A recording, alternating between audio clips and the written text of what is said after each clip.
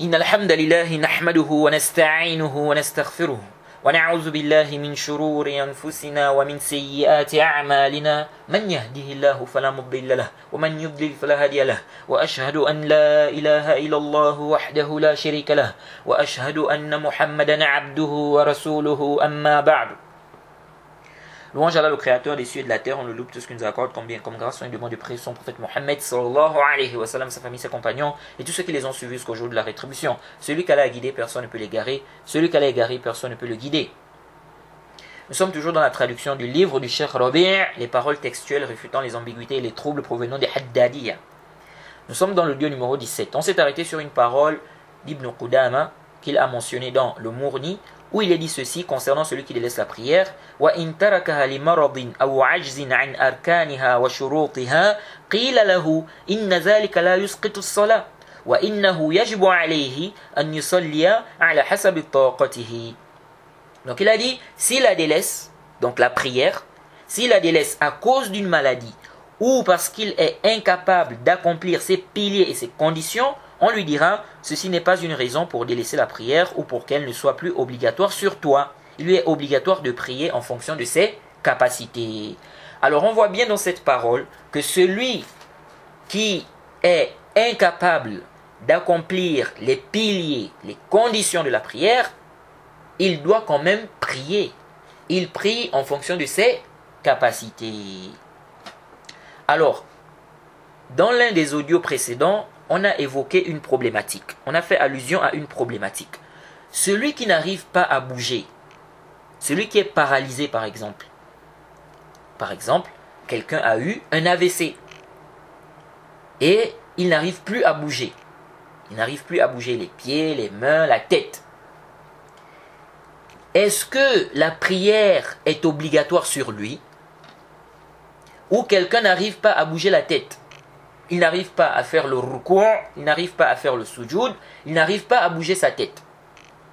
La prière est-elle obligatoire sur lui, oui ou non? Alors, dans le Durar de l'imam Shawkani, on a parlé de cette question. Celui qui n'arrive pas à faire le ima, la prière est-elle obligatoire sur lui, oui ou non? Quelqu'un qui est paralysé. Il est complètement paralysé, il n'arrive pas à bouger. Il n'arrive pas à bouger la tête, les mains, les pieds. La tête, les mains, les pieds. Est-ce que la prière reste quand même obligatoire sur lui, oui ou non? On a parlé de cette question dans le Durar de l'imam Shawkani, lorsqu'on a parlé des annulatifs de la prière.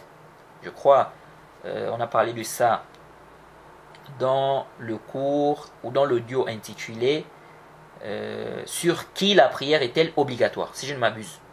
Donc plus précisément dans cet audio-là, si je ne m'abuse, on a parlé de cette question. On a vu que les savants ont divergé. On a vu que les savants ont divergé sur cette question. Mais on n'est pas trop rentré dans des détails. Alors, tout d'abord, on sait que celui qui n'arrive pas à prier debout, il prie assis. Celui qui n'arrive pas à prier assis, il prie sur le côté, donc allongé sur le côté. Et ceci est venu clairement dans un hadith authentique. Mais les savants divergent sur le cas de celui qui ne peut pas prier assis. Est-ce qu'il prie allongé sur le dos ou bien il prie allongé sur le côté d'abord? Alors ici on a deux avis des savants. Premier avis, il prie allongé sur le dos, les pieds en direction de la qibla. S'il prie sur le côté, donc allongé sur le côté, c'est valide. Mais sur le dos, c'est meilleur. Alors ça c'est l'avis qu'on rapporte des Hanafiyya. Deuxième avis, il prie allongé sur le côté. Le côté droit est meilleur. S'il n'arrive pas à prier sur le côté droit, donc allongé sur le côté droit, il prie sur le côté gauche, donc allongé sur le côté gauche. Et s'il n'arrive pas aussi à faire cela, là maintenant il prie sur le dos, donc allongé sur le dos. Ça c'est l'avis de la majorité des savants. Et ici quand on dit il prie allongé sur le dos, c'est-à-dire il se repose sur son dos. Donc le visage sera en direction du ciel. S'il est dans une maison, en direction du plafond. Alors les Hanafiyya se sont basés sur le hadith d'Ibn Omar qu'on rapporte du prophète Mohammed sallallahu alayhi wa sallam, disant qu'il a dit concernant celui qui est malade: In lam yastati' qa'idan fa'ala al-qafa yumi ima'an. On dit que le prophète Mohammed sallallahu alayhi wa sallam a dit, parlant de celui qui est malade, s'il ne peut pas prier assis, alors qu'il prie sur la nuque, en faisant des mouvements avec la tête ou en bougeant la tête. L'aspect argumentatif. Les Hanafiya disent, ce hadith montre qu'on doit prier allongé sur le dos. Parce qu'ici, on dit de prier sur la nuque. Donc quand on dit de prier sur la nuque, c'est-à-dire la personne prie allongée sur la nuque. Donc la personne va se reposer sur sa nuque. Donc la personne va se reposer sur son dos. Vous voyez. Ensuite, ils disent, prier en direction de la qibla est une obligation tant que la personne peut le faire. Or, le ima, c'est le fait de bouger la tête. La personne va bouger la tête, la personne va baisser. Quand la personne va faire le ruku', la personne va baisser la tête. Lorsque la personne va faire le sujoud, la personne va baisser sa tête un peu plus. Donc ils disent, or le ima, c'est le fait de bouger la tête. Donc s'il prie sur le dos, donc allongé sur le dos, son ima sera en direction de la qibla. Or, s'il prie sur le côté, donc allongé sur le côté, il sera penché. Il ne sera pas vraiment en direction de la qibla. Il n'est pas permis de prier ainsi sans contrainte. Alors, quand on voit cet istidlal, c'est comme si, c'est-à-dire on peut comprendre de là que les Hanafi voient qu'on ne doit pas prier sur le côté tant qu'on peut prier sur le dos, c'est-à-dire allongé sur le dos. Vous voyez. Mais ceux qui traitent cette question mentionnent que la divergence, c'est qu'est-ce qui est mieux. Donc la divergence entre la majorité des savants et les Hanafiya, c'est qu'est-ce qui est mieux. Vous voyez. Mais quand on voit cet istidlal, on peut comprendre que les Hanafiya voient qu'on n'a pas le droit, que ce n'est pas permis de prier sur le côté, donc allongé sur le côté, alors qu'on peut prier allongé sur le dos. Vous voyez. Je ne dis pas que c'est leur position, mais on peut comprendre ça de cet istidlal, car ils disent, ici, il n'est pas permis de prier ainsi sans contrainte. Vous voyez. Donc ça nécessite vraiment un bahth. Ça nécessite vraiment un bahth. Et ça peut arriver aussi. On avait parlé de ça, je crois, dans le Duror, dans le chapitre des prosternations, des distractions. Oui, parfois, c'est-à-dire on a des questions comme ça. Parfois on dit, la divergence des savants, c'est juste qu'est-ce qui est mieux, qu'est-ce qui est meilleur. Mais quand on regarde bien la mas'ala, on se rend compte que non, ce n'est pas juste ça. Vous voyez. On se rend compte par exemple qu'il y a des savants qui ont dit que faire telle chose est obligatoire. Donc ce n'est pas juste qu'est-ce qui est mieux. Vous voyez. On avait parlé de ça, je crois qu'on avait donné un exemple dans le Duror lorsqu'on a parlé, n'est-ce pas, lorsqu'on parlait des prosternations de distraction. À la kulihal, ça nécessite vraiment un bahth. Voir vraiment est-ce que la divergence dans cette question entre le jumhur, la divergence qu'il y a entre le jumhur ou bien la divergence sur le sujet, est-ce que cette divergence-là, c'est juste qu'est-ce qui est mieux à faire, ou bien c'est plus que cela, oui. Ou certains Hanafiya, ou bien est-ce que certains Hanafiya disent que la personne n'a pas le droit de prier sur le côté tant qu'elle peut prier allongée sur le dos. Ala kulli hal. Donc ça c'est l'istidlal avancé par des Hanafiya. Ils disent aussi que le hadith de Imran où le prophète Mohammed sallallahu alayhi wa sallam lui dit de prier sur le côté, donc allongé sur le côté, parce que la majorité des savants avancent comme preuve le hadith de Imran où le prophète Mohammed sallallahu alayhi wa sallam lui dit si tu ne peux pas prier assis, prie sur le côté, donc allongé sur le côté. Donc les Hanafi répondent à cet argument-là. Vous voyez, à ce hadith. Ils disent quoi? Ils disent, le prophète Mohammed sallallahu alayhi wa sallam lui a dit, donc le prophète a dit à Imran de prier sur le côté, car il avait une maladie qui ne lui permettait pas de prier sur le dos, donc allongé sur le dos. C'est pourquoi le prophète Mohammed sallallahu alayhi wa sallam lui a dit de prier sur le côté. Vous voyez. Donc ce n'est pas que celui qui ne peut pas prier assis, prie sur le côté. Il prie sur le dos, allongé sur le dos. Mais pourquoi le prophète a dit à Imran que si tu ne peux pas prier assis, prie sur le côté, donc allongé sur le côté. Ils disent car il avait une maladie qui ne lui permettait pas de prier allongé sur le dos. C'est pourquoi le prophète lui a dit de prier sur le côté, donc allongé sur le côté. Ils disent c'est venu même dans le hadith qu'il avait l'hémorroïde. Oui. Ils disent donc on doit travailler avec le hadith d'Ibn Omar. C'est mieux. Le hadith d'Ibn Omar. Donc le hadith d'Ibn Omar qu'on a cité précédemment, donc la première preuve qu'on a mentionnée. La première preuve des Hanafiyya. Et puis, ils ajoutent ceci. Ils disent, le fait de prier sur le dos, donc allongé sur le dos, tu es couché sur le côté aussi. Car tu es couché sur une moitié du côté droit et une autre moitié du côté gauche. Vous voyez. Bon, ça, fihi nazar. Ça là, fihi nazar. Parce que ce n'est pas ce qui est apparent du texte quand on dit de prier sur le côté. Hein, quand on dit de prier allongé sur le côté. Ce qui est apparent, c'est sur le côté. Hein, ce n'est pas ici de prier allongé sur le dos. Vous voyez. Et une question se pose aussi. Est-ce que l'hémorroïde empêche de prier sur le dos, donc allongé sur le dos? Allez, le plus savant. Si on dit que l'hémorroïde empêche de prier allongé sur le dos, alors la réfutation avancée par les Hanafiyya est forte. Elle est même très forte. Vous voyez.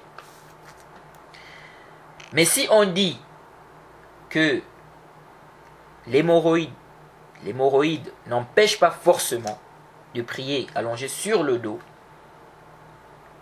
donc ce que ce compagnon-là avait, que ça n'empêche pas forcément de prier sur le dos, donc allongé sur le dos, là on se retrouve avec une hypothèse.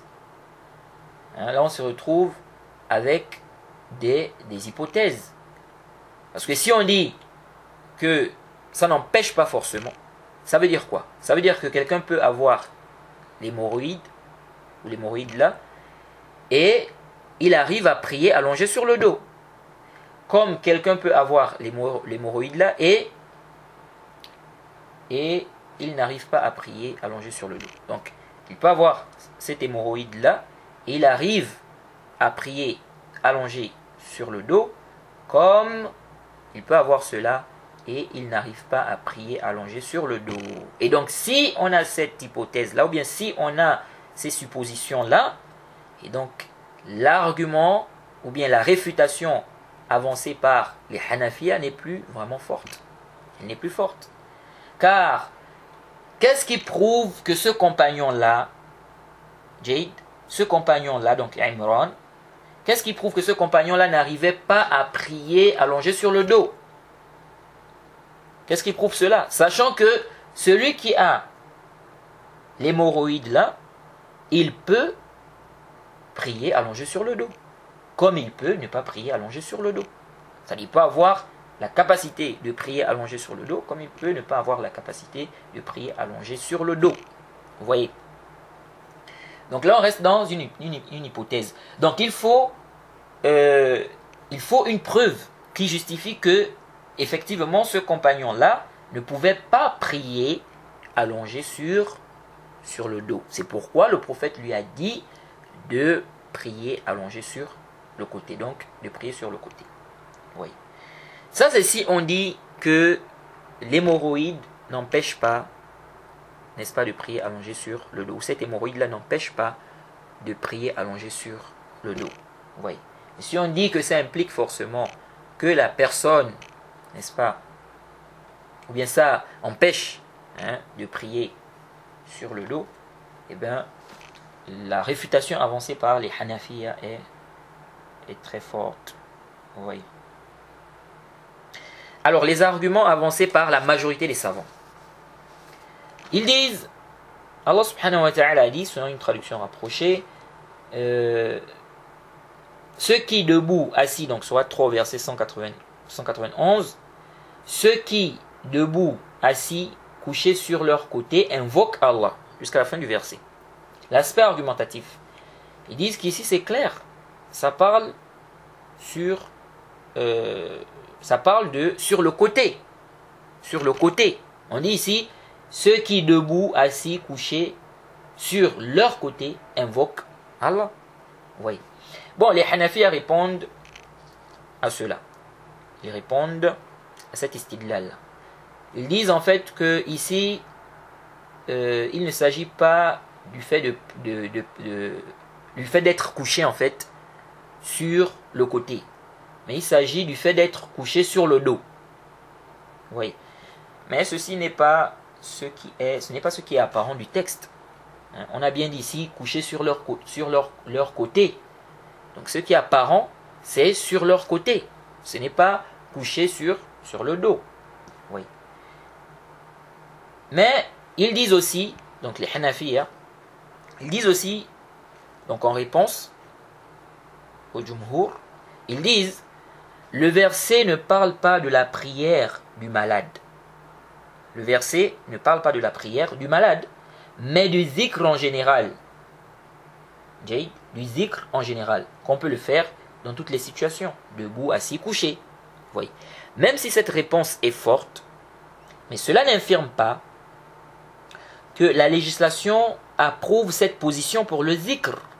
Et donc pourquoi pour la prière de celui qui est incapable d'être debout, assis, cela ne va pas être privilégié. Vous voyez.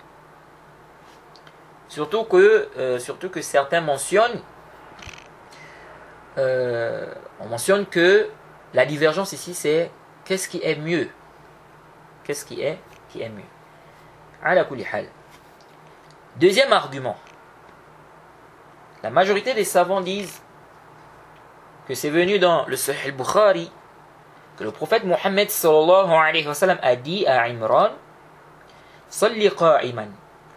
Salli qa'iman. Le prophète Mohammed, pardon, le prophète Mohammed sallallahu alayhi wa sallam a dit à Imran, Salli qa'iman. Fa in lam tastati' fa qa'idan. Fa in lam tastati' fa ala janbin. Le prophète Mohammed sallallahu alayhi wa sallam a dit à Imran, prie debout. Si tu ne peux pas, prie assis. Si tu ne peux pas, prie sur le côté. Donc allongé sur le côté. Ils disent, donc l'aspect argumentatif, ils disent, le prophète n'a pas dit ici de prier couché sur le dos. Il a dit prie sur le côté. Donc couché sur le côté. Donc ça montre que celui qui ne peut pas prier assis, il prie couché sur le côté. Jade. Maintenant, s'il ne peut pas prier couché sur le côté, là, il va prier couché sur le dos avec les détails qu'on a donnés au début. Alors, bien évidemment, les Hanafi ont répondu. On a mentionné cela. Ils ont dit que le prophète lui a demandé ici de prier sur le côté car il avait une maladie qui ne lui permettait pas de prier allongé sur le dos. Et on a vu que si on dit que cette maladie réellement empêche de prier allongé sur le dos, alors l'argument, la réfutation des Hanafiya est très forte. Mais si on dit que ça n'empêche pas, ou bien qu'il y a l'hypothèse, c'est-à-dire c'est possible que ça empêche, c'est possible que non, et bien ici, ça demande donc une preuve. Donc l'istidlal des Hanafiya demande une preuve, ça nécessite une preuve en fait, pour justifier que ce compagnon-là ne pouvait pas prier allongé c'est-à-dire couché sur le dos, bien allongé sur le dos.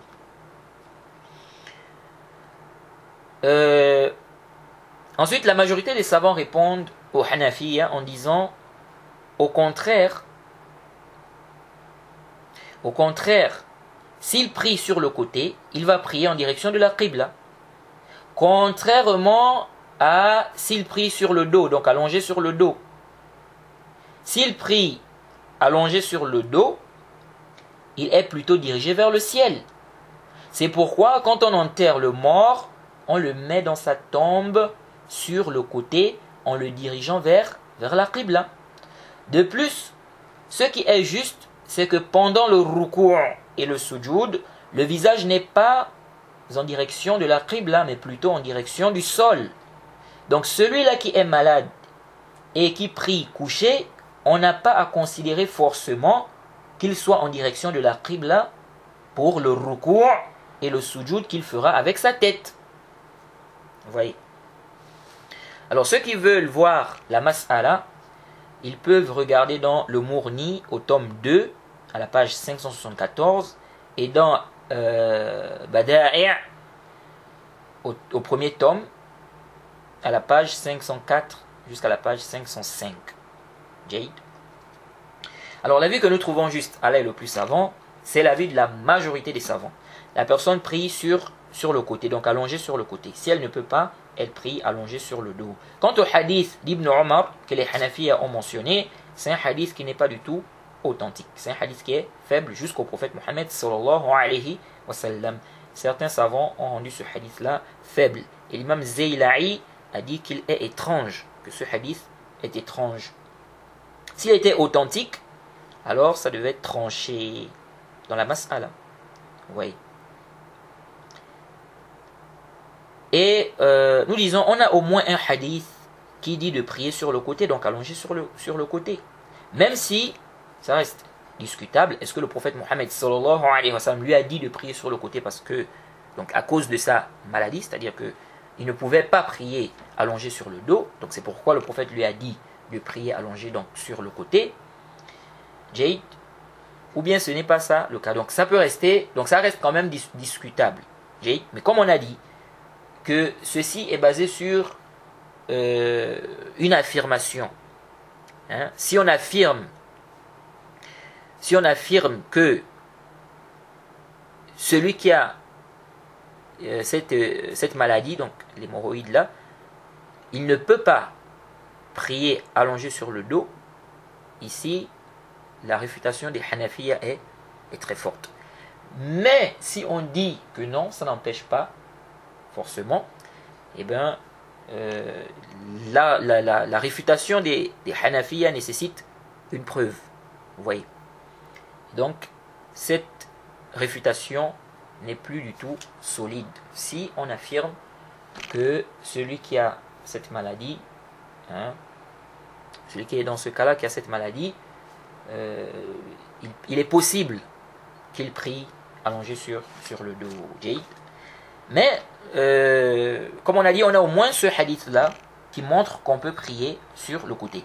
On n'a pas un hadith authentique du prophète où on nous dit qu'on prie ou qu'on peut prier sur, comment on appelle, allongé sur le dos. Vous voyez, on n'a pas un hadith authentique du prophète Mohammed sallallahu alayhi wa sallam comme ça, à ma connaissance. À ma connaissance. Ala kulli hal. Le hadith de Imran qu'on a mentionné, j'aimerais rappeler un point ici par rapport à ce hadith. Le hadith où le prophète Mohammed sallallahu alayhi wa sallam dit: prie debout si tu ne peux pas, prie assis si tu ne peux pas, prie sur le côté. Il y a un ajout qui est souvent mentionné, ça a été rapporté par l'imam Bayhaqi, l'imam Daraqutni, où il est dit que le prophète Mohammed sallallahu alayhi wa sallam a dit: si tu ne peux pas donc prier sur le côté, si tu ne peux pas, prie donc allongé sur le dos, hein, mustalqiyan. Cet ajout là, bon, je n'ai pas fait vraiment un bahth sur son authenticité, mais si c'est authentique, ça réfute clairement l'avis des Hanafi, hein.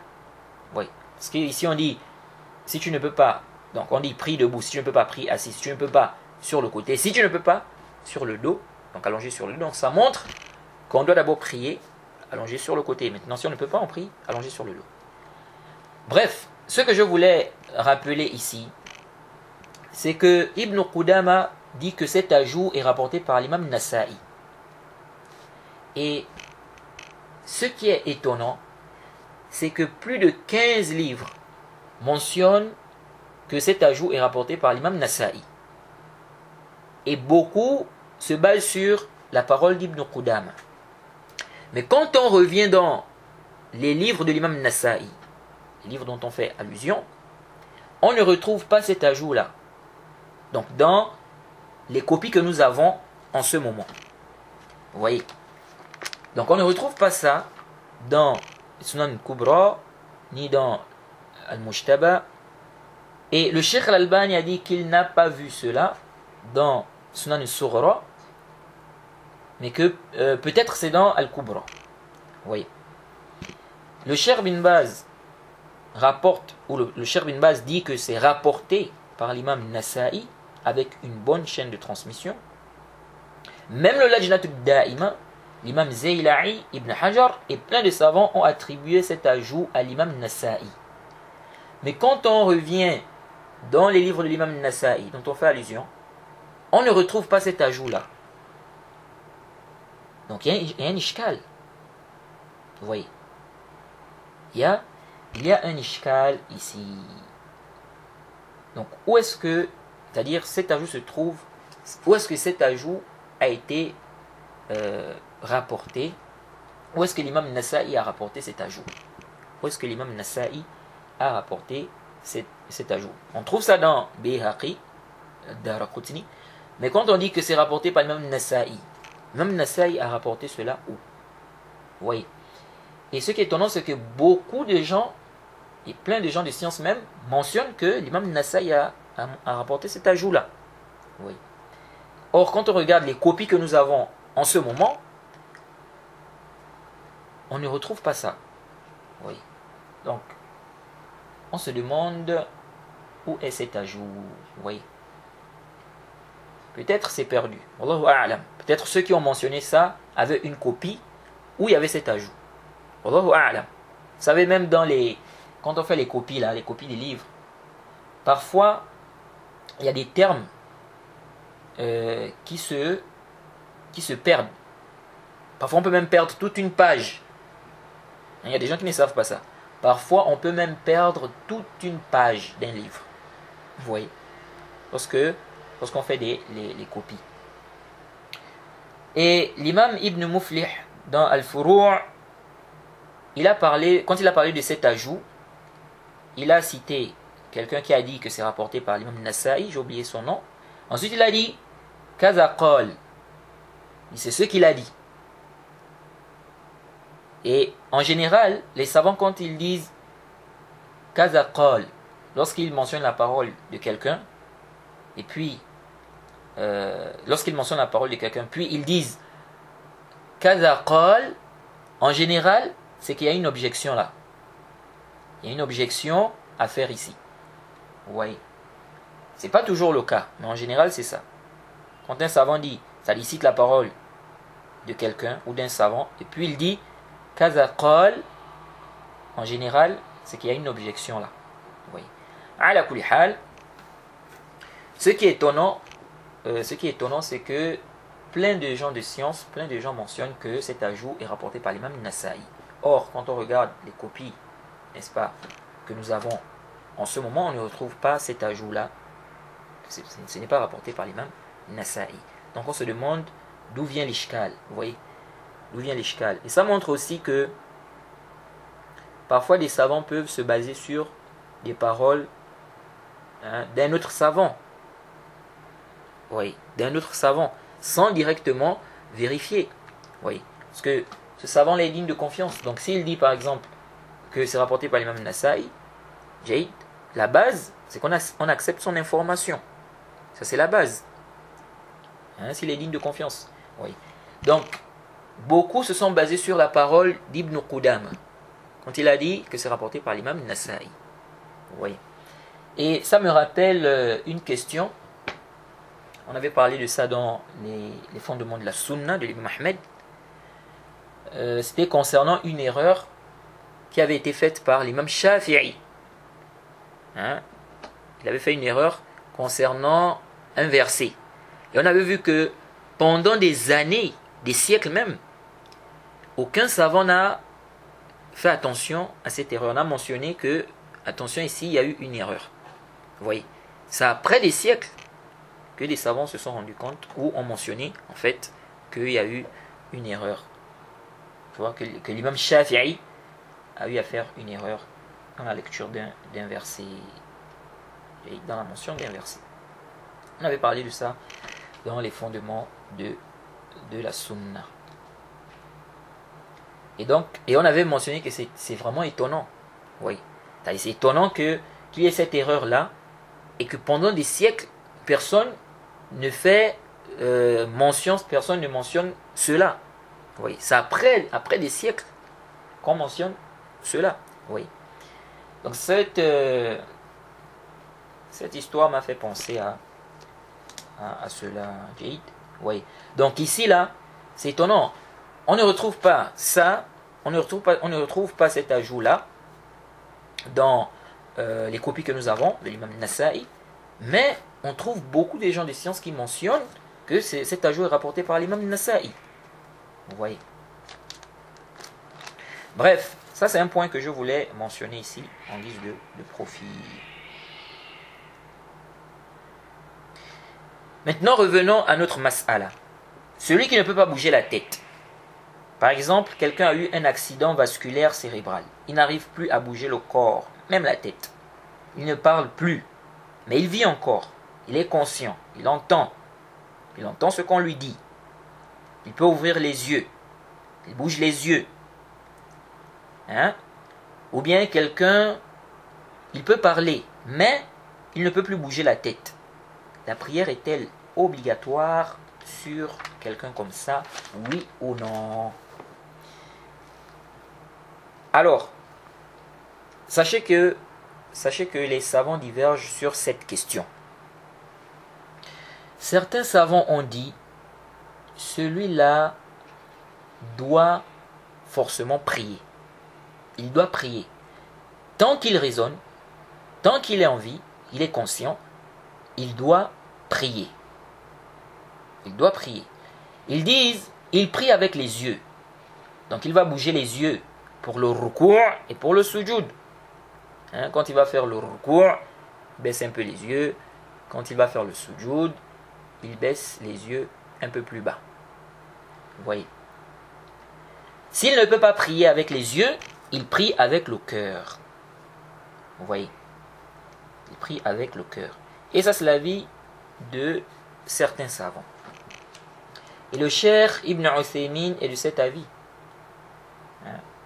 Si la personne ne peut pas prier, la personne n'arrive pas à prier, la personne n'arrive pas à bouger la tête, la personne n'arrive même pas à parler, dit la personne prie avec le cœur. Alors ceux qui ont dit ça, ils se sont basés sur quoi? Ils disent qu'Allah subhanahu wa ta'ala dit Fattaqullaha mastata'tum. Surat 64 verset 16. Allah subhanahu wa ta'ala dit, sur la traduction rapprochée, craignez Allah donc autant que vous pouvez. Et le prophète Mohammed sallallahu alayhi wa sallam a dit, dans le hadith qui est rapporté par l'imam Bukhari et Muslim, il a dit, si je vous ordonne de faire une chose, faites-la à la mesure de vos capacités. Donc ils disent, c'est ce qu'il peut faire. S'il ne peut plus bouger, s'il ne peut plus bouger tout le corps ou la tête, il peut encore bouger les yeux. Donc il fait avec cela. De même s'il peut toujours parler. Et ils disent, s'il ne peut pas aussi, il fait avec le cœur. Il fait avec le cœur. Donc s'il ne peut plus bouger les yeux, il ne peut plus parler, il ne peut plus bouger les yeux, il prie avec le cœur. Ils disent que la prière ne tombe pas. La personne doit toujours prier. Oui. Donc, celui-là doit toujours prier. Tant qu'il est conscient, il a sa raison, il vit, il doit prier. Jade. Et ils disent que le fait qu'il n'arrive plus à bouger la tête, ceci ne fait pas tomber la prière. Certains savants ont même dit, il prie avec les sourcils. Il prie avec les sourcils. Vous voyez. Donc, il bouge les sourcils quand il va faire le ruku' et le sujoud. Ils disent car c'est plus proche de la tête. S'il ne peut pas, à ce moment, il bouge les yeux. C'est-à-dire il va prier avec les yeux. Il va prier avec les yeux. Mais as-sahih, l'avis que nous trouvons juste, Allah est le plus savant, c'est que celui-là, celui qui est dans cet état-là, donc il ne peut plus bouger, il ne peut plus bouger la tête, ou bien il est complètement paralysé, tout le corps est paralysé, il ne peut rien bouger, celui-là, la prière n'est plus du tout obligatoire sur lui. La prière n'est plus du tout obligatoire sur lui dans ce cas-là. Certains ont dit il retarde jusqu'à ce qu'il ait la capacité, bien évidemment avec des détails concernant le remboursement. Ça c'est l'avis des Hanafiya. Après, il y a une divergence entre eux concernant le remboursement. Mais ils sont tous unanimes que s'il meurt dans cet état-là, donc celui-là qui n'arrive plus à bouger là, s'il meurt dans cet état-là, il n'a aucun péché pour avoir délaissé la prière. Et il n'a pas eu le temps de rembourser cela. Donc, ils disent, s'il meurt comme ça, il n'a aucun péché pour avoir délaissé la prière. Donc, as-sahih, c'est que la prière tombe. C'est-à-dire, ce n'est plus obligatoire. Celui-là ne prie pas. Il n'a aucun péché pour cela. Et ça, c'est l'avis du Cheikh l'Islam Ibn Taymiyyah. Et c'est une riwaya de l'imam Ahmed. Et c'est l'avis de l'imam Shawkani dans le Durar. On avait vu ça pour ceux qui écoutent nos cours. On avait vu que c'est l'avis de l'imam Shawkani. On avait vu ça dans le Durar. Vous voyez. Sauf que dans un autre livre, l'imam Shawkani, ce qui est apparent, c'est que l'imam Shawkani a suivi un autre avis. Dans le Sayl al-Jarrar. Il a suivi un autre avis. Il n'a pas, c'est-à-dire un autre avis. Il a suivi l'avis qui est contraire à l'avis qu'il a mentionné dans le Durar. Donc, la personne ne prie plus. Vous voyez. Bref, as-sahih, celui-là ne prie pas. Celui qui est dans cet état-là, donc celui qui n'arrive pas à bouger, qui est paralysé, ou bien qui n'arrive pas à bouger la tête, il ne peut pas faire le recours, il ne peut pas faire le sujoud, il ne peut pas bouger la tête, celui-là, la prière n'est plus du tout obligatoire sur lui. Vous voyez, comme le cas de Ahmed Didat, hein, il a été éprouvé à la fin de sa vie. Hein, il ne pouvait plus bouger. Hein, il ne pouvait plus bouger. Il n'arrivait plus à bouger. Il était paralysé. Vous voyez, il ne pouvait plus rien bouger, sauf les yeux, je crois. Hein, sauf les yeux.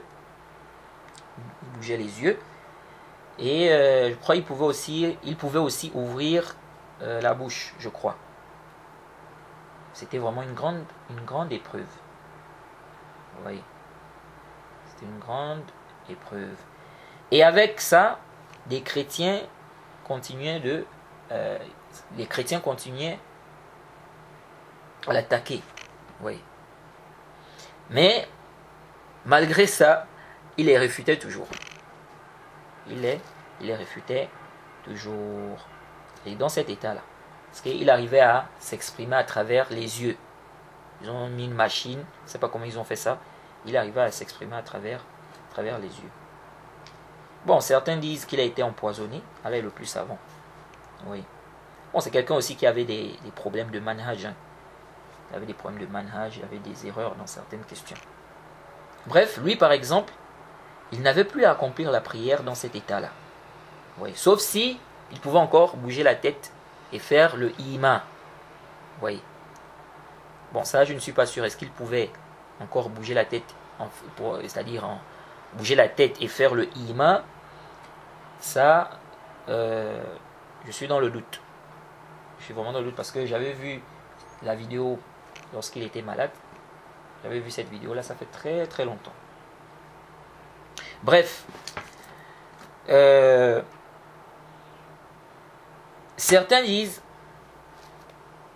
si on dit que la personne ne prie plus, il se peut que la personne oublie Allah. Jade. Nous disons, elle ne va pas oublier Allah, Inch'Allah. Elle peut écouter le rappel, elle peut écouter des rappels, écouter le Coran, demander à Allah dans son cœur, etc. Il n'y a pas que la prière pour se souvenir d'Allah subhanahu wa ta'ala. Vous voyez. Pourquoi on dit que la personne ne prie pas? Pourquoi on dit que la personne ne prie pas? Car on n'a pas de dalil, on n'a pas de preuve qui justifie que la personne doit prier dans cet état-là. Lorsque vous dites que la personne doit prier avec ses yeux, ou ses sourcils, ou son cœur, où est la preuve de tout ça? Où est le dalil? Aïna dalil ala hadha? Nous avons une preuve claire qui montrent qu'on peut prier couché. Selon la divergence, est-ce que c'est mieux de prier couché sur le dos ou bien couché sur le côté? Mais le hadith de Imran qu'on a mentionné prouve qu'on peut prier couché. Vous voyez? Et on a d'autres preuves qui montrent qu'on peut prier avec la tête, donc en bougeant la tête, pour le ruku' et le sujoud. On a des textes authentiques qui montrent qu'on peut prier avec la tête. C'est venu dans le Sahih al-Bukhari, le hadith d'Ibn Omar. Il a dit كان النبي صلى الله عليه وسلم يصلي في السفر على راحلته حيث توجهت به يومي إيماء صلاة الليل إلا الفرائض ويوتر على راحلته. Il a dit le prophète priait sur sa monture lorsqu'il était en voyage. Il priait vers la direction que prenait sa monture. Il priait avec la tête en la bougeant. Donc, il priait avec la tête. Donc, quand il voulait faire le ruku', il baissait la tête. Quand il voulait faire le sujoud, il baissait la tête un peu plus. Vous voyez? Donc, il dit, il priait vers la direction que prenait sa monture. Il priait avec sa tête en la bougeant. La prière de la nuit, sauf la prière obligatoire, et il faisait le witr sur sa monture. Vous voyez?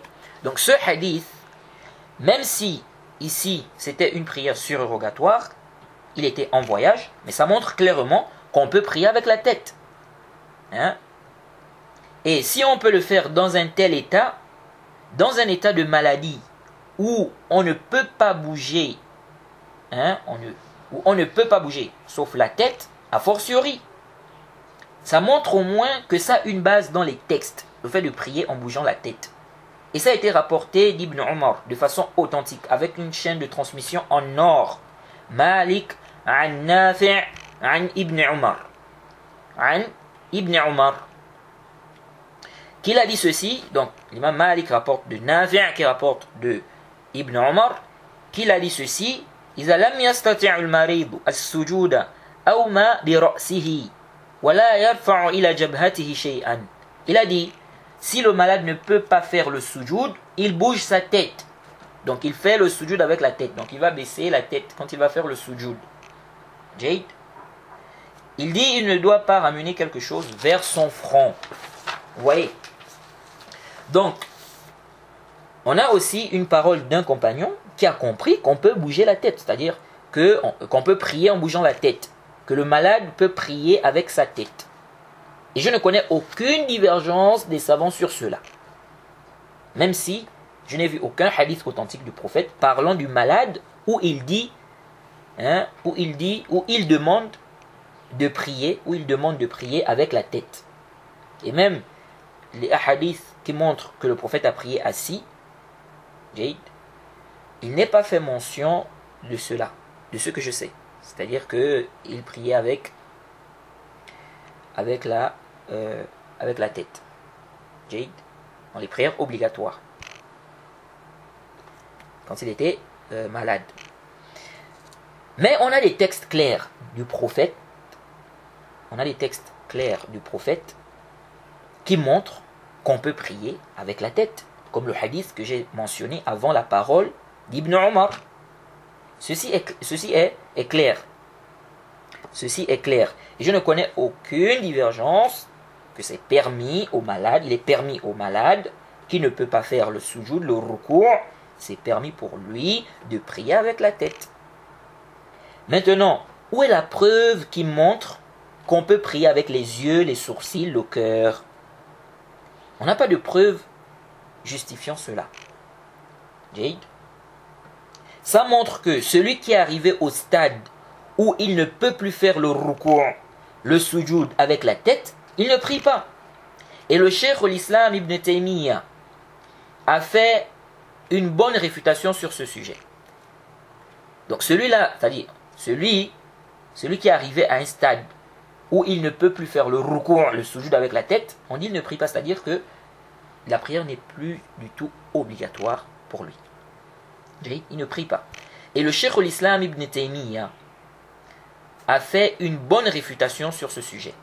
Il a expliqué d'abord que dans la prière obligatoire, il faut forcément le sujoud, il faut forcément la prosternation. Et que toute prière où il y a le ruku', il faut forcément le sujoud dedans. Il faut la prosternation. Le sujoud ne tombe jamais. Le fait d'être debout tombe dans les prières surrogatoires. Ce n'est pas obligatoire de prier debout dans les prières surrogatoires. De même si la personne prie sur sa monture par rapport à une circonstance qui implique cela. De même, ça tombe aussi, donc le fait de prier debout, si la personne est malade et qu'elle ne peut pas prier debout. Ou bien si l'imam prie assis, ceux qui sont derrière peuvent, ça tombe donc, ceux qui sont derrière peuvent prier assis, même si ils peuvent prier debout. Bien évidemment, ici il y a une divergence des savants sur le sujet. Donc, mais ce n'est pas l'objet du cours ici. Donc on voit bien que le fait de prier debout peut tomber dans des cas. Or, le sujoud ne tombe pas. Que ce soit pour celui qui est capable de prier debout ou celui qui est capable de prier assis et pas debout. Et je précise que pour qu'on dise que ceci est un sujoud, ce n'est pas une condition que ça soit sur le sol. On peut faire un sujoud sur une table, sur une main. On appelle ça toujours sujoud. Le cheikh l'Islam Ibn Taymiyyah fait comprendre que bouger les yeux ne fait pas partie des œuvres de la prière. Et on ne peut pas distinguer à travers cela ou faire la différence entre le ruku' et le sujoud, ni entre le fait d'être debout et le fait d'être assis. Donc ceci est une sorte de chose inutile qu'Allah n'a pas légiféré. Donc, le fait de bouger les yeux dans la prière. En disant qu'on fait le ruku', le sujoud avec. Or, bouger la tête dans le contexte du ima, c'est la baisser. Donc baisser la tête, relever. C'est donc faire une partie de ce qu'on a ordonné aux prieurs de faire. C'est donc faire une partie de ce qu'on a ordonné aux prieurs de faire. Le prophète a dit, si je vous ordonne de faire une chose, faites-la à la mesure de vos capacités. Or, celui-là ne peut du sujoud, il ne peut du sujoud que faire ce ima-là. Vous voyez, ils ont mentionné ça comme preuve. Ceux qui ont dit que la personne prie avec les yeux, etc., ils ont mentionné ça comme preuve. Ceux qui disent que celui qui ne peut pas faire le ima, donc celui qui ne peut pas bouger la tête, la prière n'est plus du tout obligatoire, mais il n'a plus à prier. Ils mentionnent également la même preuve. Oui. Ils disent que le prophète Mohammed sallallahu alayhi wa sallam a dit, si je vous ordonne de faire une chose, faites-la à la mesure de vos capacités. Donc, ils disent, or, celui-là ne peut du sujoud que faire ce ima-là.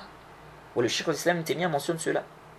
Quant au fait de bouger les yeux, ceci n'est pas du tout un sujoud. Le cheikh l'Islam Ibn Taymiyyah mentionne ça. Quant au fait de bouger les yeux, il dit ceci n'est pas du tout un sujoud.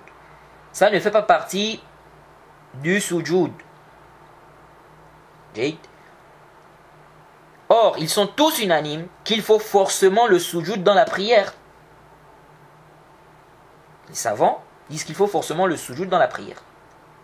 Eux, ils considèrent que le fait de bouger avec les yeux, c'est-à-dire bouger les yeux en faisant descendre, quand la personne fait le ruku', elle fait descendre, c'est-à-dire elle baisse les yeux.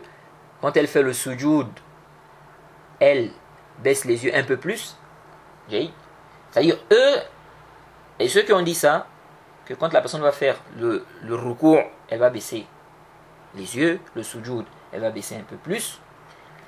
Ceux-là considèrent que bouger donc les yeux comme ça,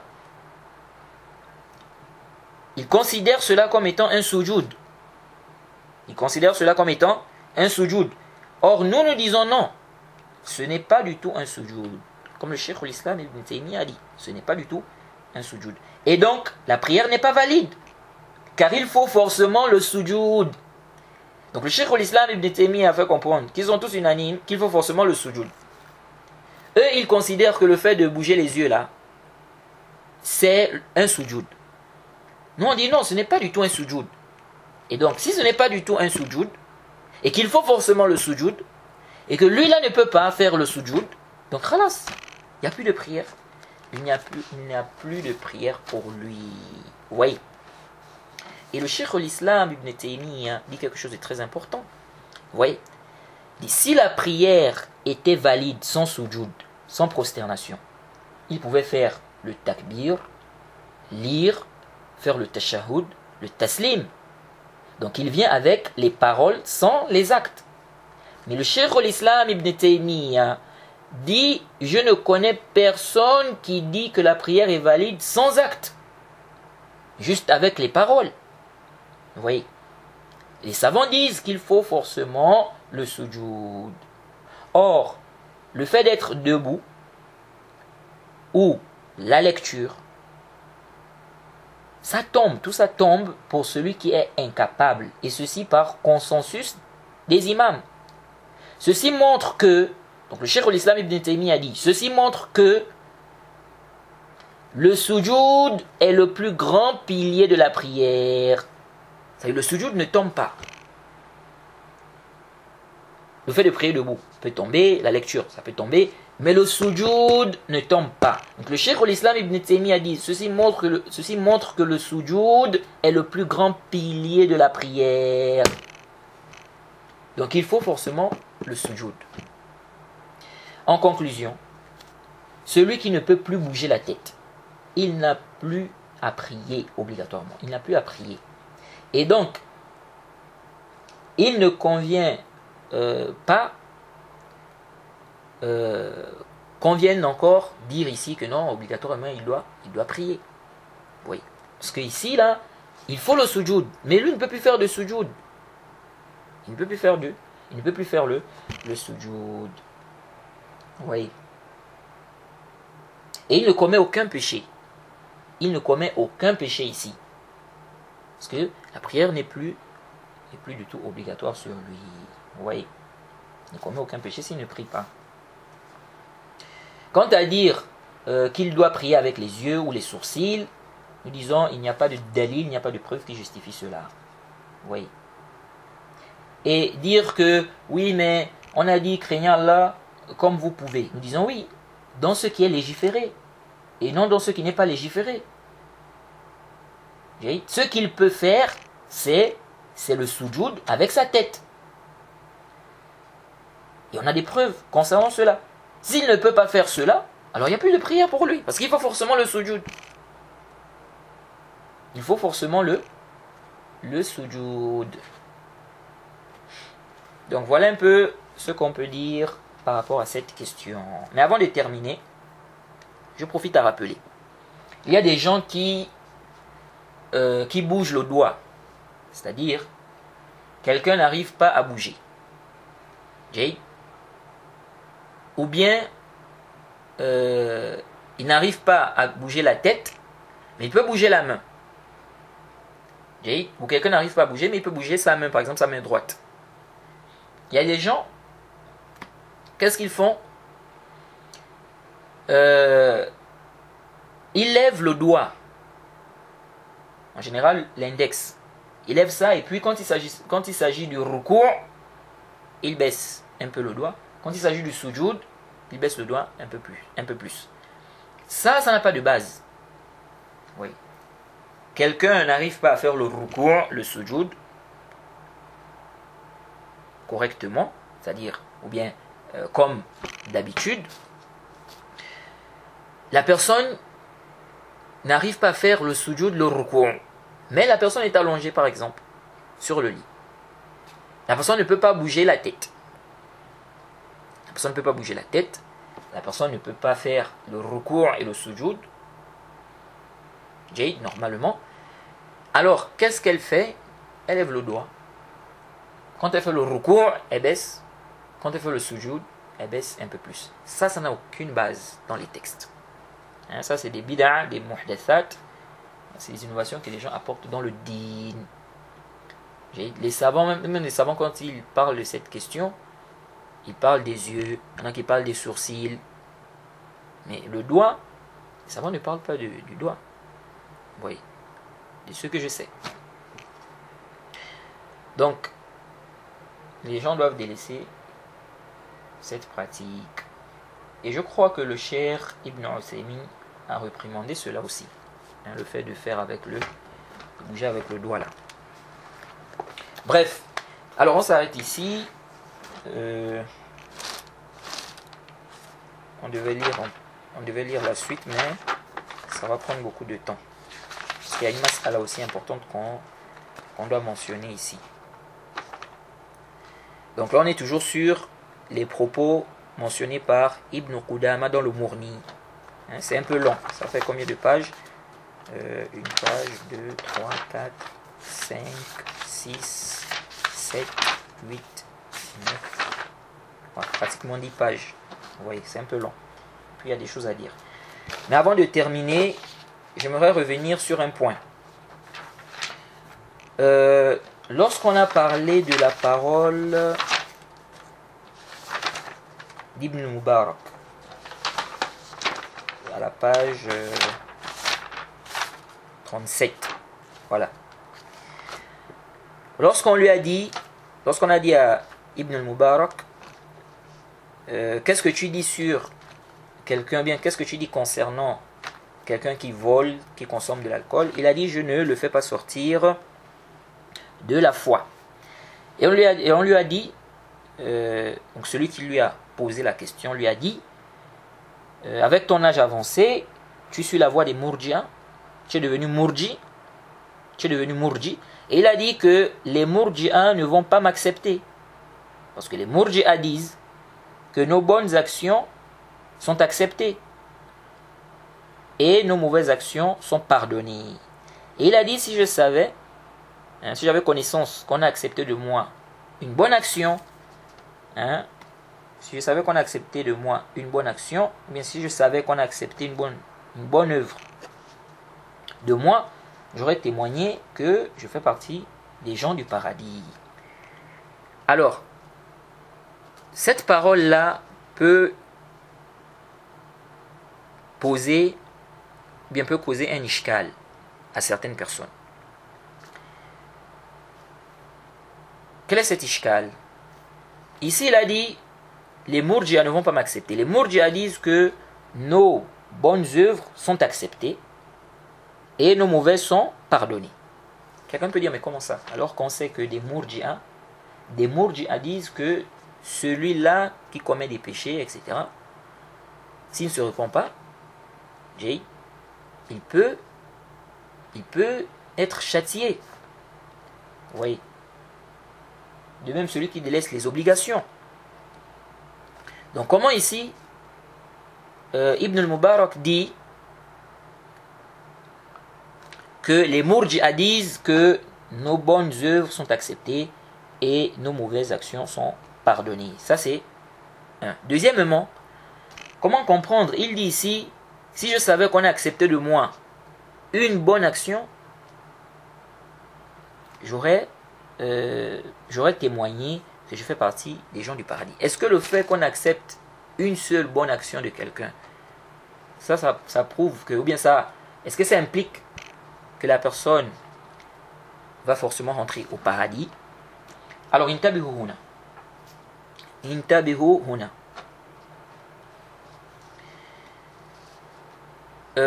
Cette parole qu'Ibn al-Mubarak a mentionnée ici, des Murji'a, ce n'est pas la parole de tous les Murji'a. Ici, il parlait d'un groupe de Murji'a. Ceux qui ont exagéré.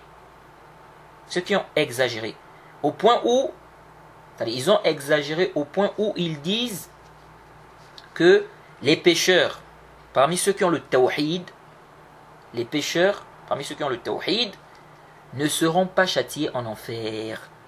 Donc celui qui a le tawhid, s'il meurt, même s'il a commis des péchés, il ne va pas être châtié. Il ne peut pas entrer en enfer pour être châtié. Même s'il a commis des péchés, même s'il a délaissé les obligations. Il n'y a pas de doute que cette parole est complètement batilun.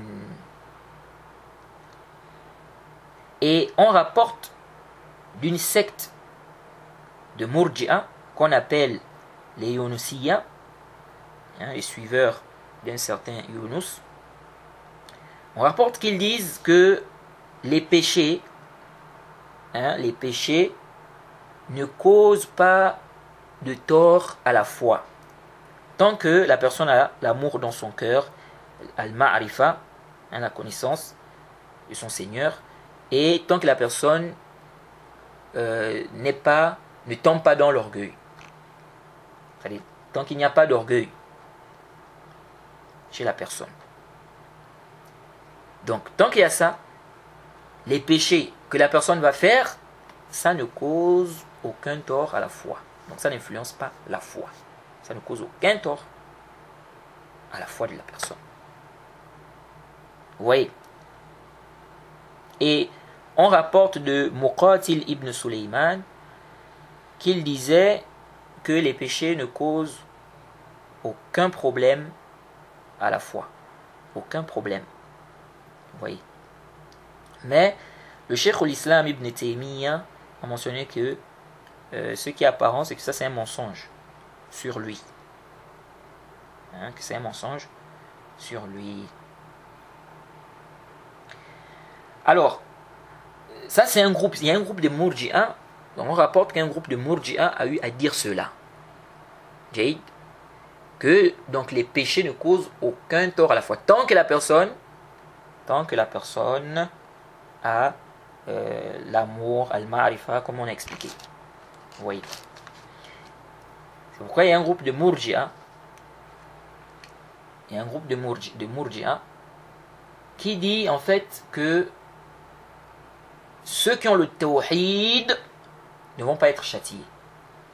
Vous voyez, ça c'est complètement batil. Nous disons, déjà on a des textes clairs qui montrent qu'il y a des gens qui vont sortir de l'enfer parmi les gens qui ont le tawhid. Ça montre qu'il y a des gens qui seront châtiés parmi ceux qui ont le tawhid. C'est pourquoi on dit, intabihu,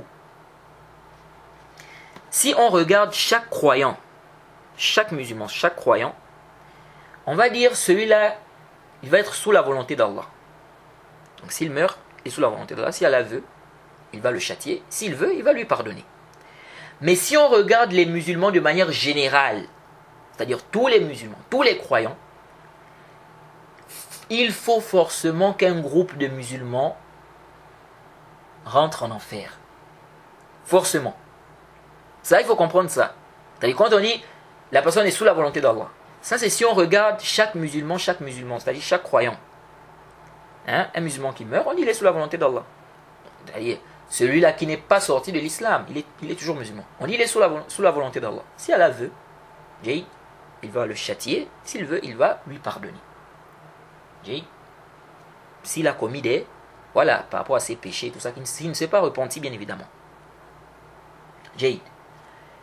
Ça c'est si on regarde chaque musulman. Mais si on regarde les musulmans de manière générale, de manière totale, c'est-à-dire on regarde tous les musulmans, tous les croyants, sachez que un groupe de croyants, un groupe de musulmans doit forcément rentrer en enfer. Car on a des textes clairs qui montrent que des gens qui ont le tawhid, des musulmans vont sortir de l'enfer. Donc ils sont rentrés en enfer. On a des textes qui montrent qu'il y a des musulmans qui vont sortir de l'enfer. Oui. Donc c'est une preuve que forcément il y a des musulmans qui vont être châtiés. Oui. Bien évidemment, le musulman ne va pas rester en enfer éternellement, même s'il rentre en enfer. Donc le musulman peut rentrer en enfer à cause de ses péchés, s'il a commis des péchés. Oui. Celui-là qui s'est repenti de ses péchés avant la mort, lui-là, alhamdulillah, son cas est bien. Car il s'est repenti. Celui qui se repent par exemple de tous ses péchés avant la mort. Alhamdulillah. Mais le musulman qui meurt et qui a commis des péchés, il ne s'est pas repenti, on dit celui-là il est sous la volonté d'Allah. Nous avons des preuves qui montrent que des musulmans vont rentrer en enfer, et des musulmans vont sortir de l'enfer. Vous voyez, ces preuves-là montre que forcément, il y a des musulmans qui vont rentrer en enfer. Parce que refuser ça, c'est démentir ces textes-là. Parce que si Allah nous informe de ce qui va se passer, et dans ça, on voit bien qu'il y a des musulmans qui vont rentrer en enfer, donc ça montre que forcément, il y a des musulmans qui vont rentrer en enfer. Vous voyez? Donc ça, c'est un point qui est important. Donc c'est batil de dire que ceux qui ont le tawhid, ne vont pas être châtiés. Ça, c'est complètement batil. Quelqu'un peut avoir le tawhid, ne pas être châtié, comme il peut avoir le tawhid, il est châtié. Vous voyez? Mais ce qu'il faut retenir, la règle de base, c'est qu'aucun musulman ne va rester éternellement en enfer. Même si on dit que des musulmans vont rentrer en enfer. Qu'il y a des musulmans qui vont rentrer en enfer. Quand on dit des musulmans vont rentrer en enfer, ça n'est pas tous les musulmans qui vont rentrer en enfer. Mais il y a un groupe des musulmans, il y a des gens parmi les musulmans qui vont rentrer en enfer. Mais aucun musulman ne va rester en enfer éternellement. Donc quelqu'un va rentrer en enfer, si Allah veut le châtier, il va rentrer en enfer, il va être châtié par rapport à ses péchés, et il finira par sortir, par rentrer au paradis. Vous voyez? Et ça montre les mérites du tawhid. Parce que celui qui n'a pas le tawhid, il va aller en enfer éternellement. Il ne sortira pas de l'enfer. Oui, ça montre les mérites du tawhid. C'est pourquoi le croyant, les musulmans doivent faire beaucoup d'efforts pour apprendre le tawhid. Le tawhid. Le tawhid. Il ne faut pas suivre ces égarés-là, qui disent non, vous, toujours avec vos histoires de tawhid, tawhid, tawhid. Les gens connaissent le tawhid, les gens connaissent qu'il ne faut pas faire le shirk, les gens connaissent qu'on ne doit pas adorer des statues. Ah bon? Plein de gens sont dans le shirk. Plein de gens sont dans le shirk. Il y a des gens qui sont dans le shirk qui ne savent pas qu'ils sont dans le shirk. Il y a des gens qui sont dans le shirk qui considèrent que ce qu'ils sont en train de faire, ce n'est pas du shirk. Et il y a des gens qui sont dans le shirk, qui savent qu'ils sont dans le shirk. Mais ils ont choisi la vie d'ici-bas. On doit enseigner le tawhid, le tawhid, le tawhid, le tawhid. Et dire aux gens, non, les gens connaissent le tawhid. Kadhab. Tous ces gens qui sont dans le djal, qui tombent dans le shirk. Il y a des gens qui posent des questions. Est-ce que ça c'est du shirk? Est-ce que ça fait partie du grand shirk? Ces questions-là montrent quoi? Ça montre que les gens maîtrisent tout ce qui est shirk. Pourquoi ils posent ces questions-là? Moi, je reçois parfois des questions de certains frères. Est-ce que ça c'est du grand shirk? Est-ce que ça c'est du grand shirk? Pourquoi la personne pose la question? Les gens connaissent le shirk, les gens connaissent le tawhid. Ah bon? On doit enseigner aux gens, on doit montrer aux gens ce qui est shirk, ce qui est kufr. On doit expliquer aux gens le tawhid. Naam. Ça c'est très important. Ça c'est la base dans la da'wah, c'est le tawhid. Parce que si ton tawhid, si tu n'as pas, c'est-à-dire si quelqu'un n'a pas le tawhid, Jade, ou si quelqu'un a gaspillé son tawhid avec le kufr, le shirk, ce n'est pas la peine. Ce n'est pas la peine.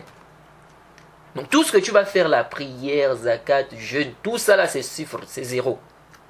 Parce qu'il n'y a pas le tawhid. Oui, on enseigne la prière, il faut faire la prière comme ça. Il faut qu'on mette un accent sur l'apprentissage de la prière. Oui, mon frère, la prière, naam. Mais s'il n'y a pas le tawhid là, la prière là, c'est zéro. C'est zéro.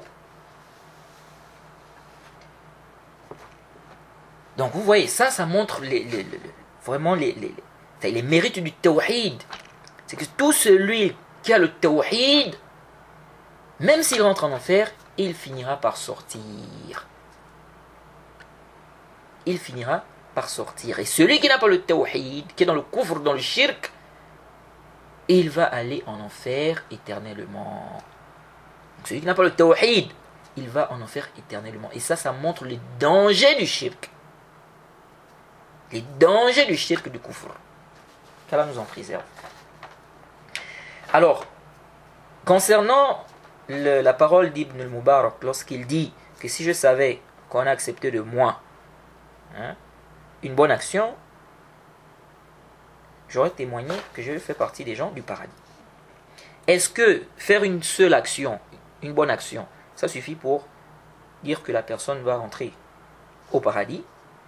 C'est-à-dire, le fait qu'on accepte plutôt, c'est même pas faire une bonne action, mais le fait qu'on accepte, c'est ça même.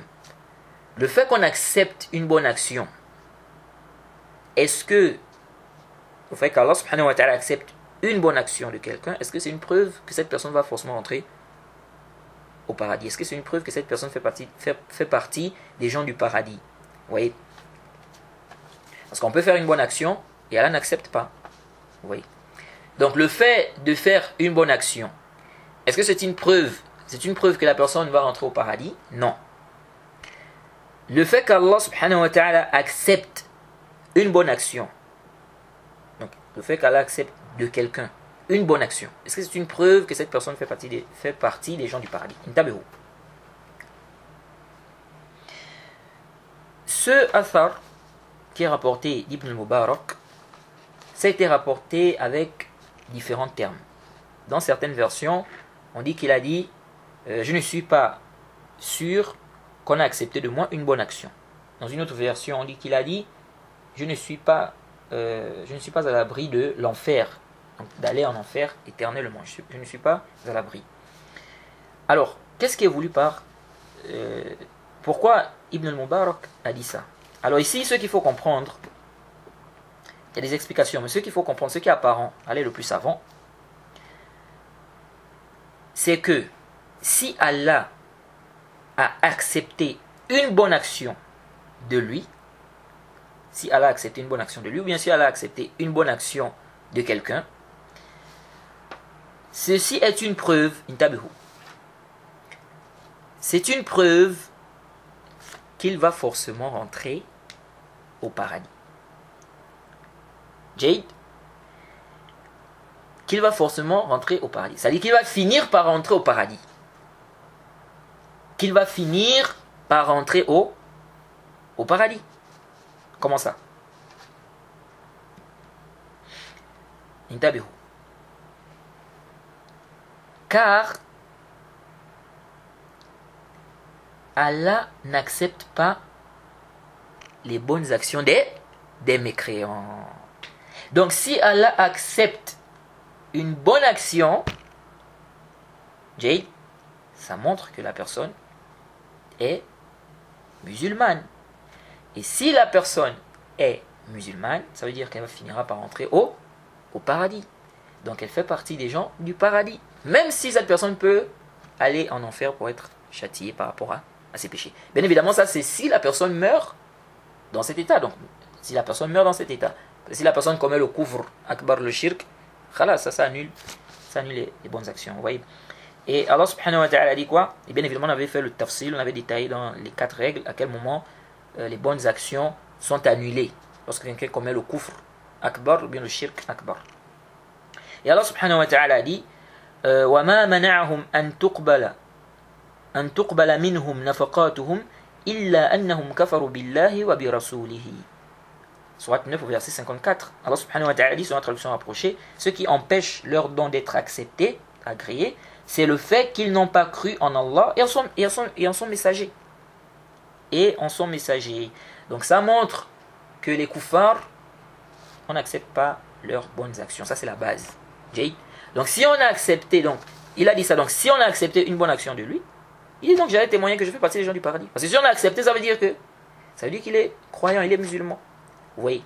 Et le croyant, le musulman, il va forcément rentrer au paradis. Il va forcément rentrer au paradis. Et comme on ne peut pas aussi attester avec certitude, quelqu'un ne peut pas attester avec certitude qu'il fait partie des gens du paradis, et donc la parole des Murji'a là elle est fausse. Vous voyez? Donc lui, il les a réfutés en même temps. Vous voyez? Il les a réfutés en même temps. Donc voilà un peu ce que je voulais rappeler par rapport à cette parole d'Ibn al-Mubarak, parce que ça pouvait causer un ishkal aux gens. Et avant de terminer aussi, lorsqu'on a parlé de Sahl dans un audio là, on a dit que c'est Sahl at-Tastari. Normalement c'est at-Tustari. atustari. Alors on s'arrête ici, on demande qu'Allah nous facilite. Wa subhanaka Allahumma bihamdik wa ashhadu an la ilaha illa anta astaghfiruka wa atubu ilayk.